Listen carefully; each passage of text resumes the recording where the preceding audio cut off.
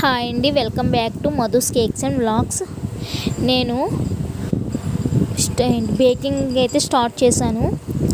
అది కూడా యూట్యూబ్లో వీడియోస్ చూసి నేనైతే బేకింగ్ అయితే నేర్చుకున్నాను.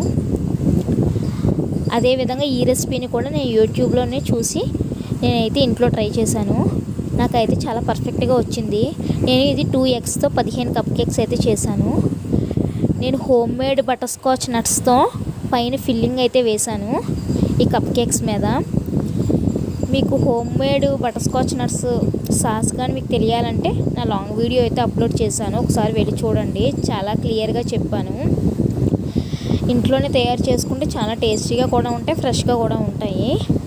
ఈ విధంగా కప్ కేక్స్ని అయితే రెడీ చేసుకున్నాను. మీకు ఈ ఫుల్ రెసిపీ కావాలంటే నాకు కామెంట్ చేయండి, ఏ విధంగా బ్యాటర్ని కలుపుకున్నాను ఏంటి అన్నది. నేనైతే స్టవ్ మీదే చేశాను. ప్రీ హీట్కి అయితే 10 minutes పెట్టుకొని అదే కంచంలో కంచం పెట్టుకొని ఆ కంచంలో అయితే కప్ కేక్స్ని అయితే ప్లేస్ చేశాను. నా దగ్గర సిలికాన్ మౌల్డ్స్ అటు ఏమీ లేవు. నేను ఓన్లీ పేపర్ కప్స్, టీలతో అవుతారు కదండి చిన్న కప్స్, ఆ పేపర్ కప్స్లోనే లైనర్స్ని పెట్టుకొని ఈ విధంగా నేనైతే కప్ కేక్స్ చేసుకున్నాను. ఇదైతే నాకు ఆర్డర్ వచ్చింది 15 కప్ కేక్స్.